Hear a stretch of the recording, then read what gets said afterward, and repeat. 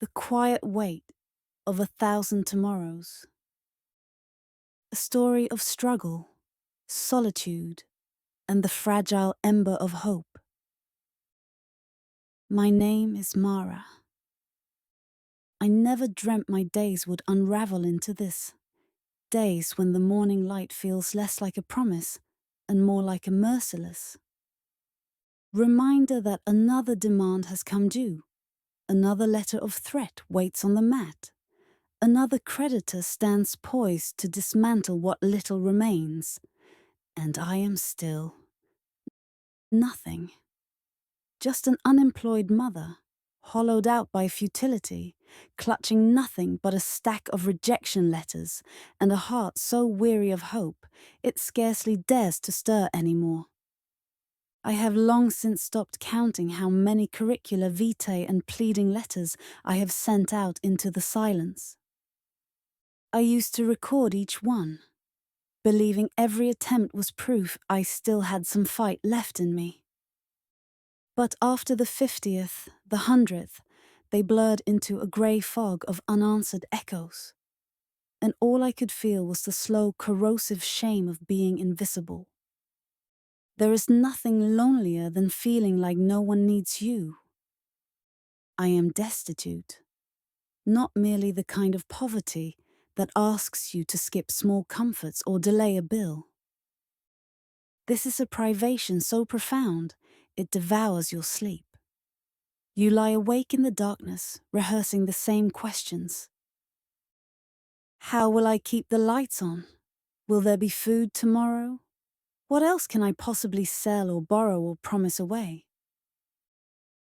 It is a special kind of exhaustion, the kind that seeps into your bones and tells you this is all you will ever be. Every night I pray. I lace my hands so tightly my knuckles throb, and I whisper, Lord, please, just show me a way through this. But perhaps my faith has grown too brittle to sustain me. Or perhaps I was never meant for deliverance. I have humbled myself before almost everyone I know. Friends whose catastrophes I once helped carry. Relatives who used to call me family. Neighbors who once offered me gentle smiles over the fence. I never begged for abundance.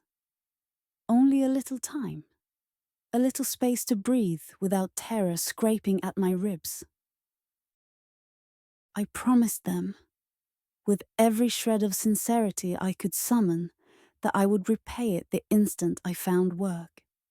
But in this pitiless season of my life, not a single hand reached back. It is a peculiar heartbreak to realize that when you have nothing left to give, some people will quietly disappear. And so, I am here. Sitting at the window in the late afternoon, when the light wanes into a sad golden hush that makes the loneliness almost exquisite in its ache, I stare at nothing for hours. I have but a single month before the examination, the one fragile promise I've clung to, telling myself that if I emerge as a top achiever, perhaps the world would finally relent and allow me a place within it. The examination. I have wrapped this hope around me like a thin blanket. That if I could only be a topnotcher, someone might at last say, "We have need of you." But how can I rise above when my mind is splintered by 1,000 relentless fears? When every page I try to revise blurs because I cannot still the questions. How will I repay this debt? What if they come for me? What if my child wakes tomorrow, hungry, and I have nothing left to give? This is what despair feels like. A quiet, choking fog that never lifts. I am so very tired.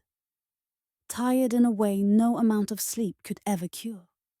Tired of the shame that clings to me like a second skin. tired of pretending that I am unbroken, tired of carrying this fragile hope that splinters every day under its own weight. Sometimes the bravest thing you can do is simply keep breathing. Yet in the most desolate hours, when my child finally succumbs to sleep, when the clamor of the world recedes into a hush, I feel something stubborn, something small and ember bright, still alive inside me.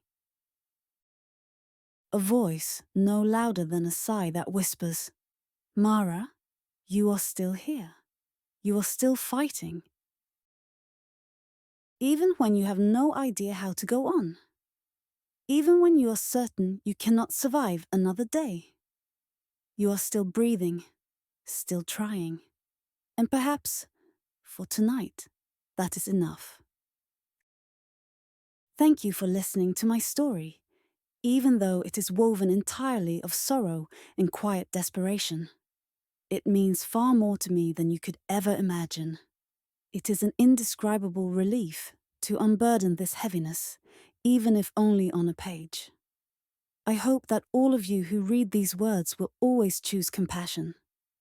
You never truly know what silent battles someone is waging behind their brave face.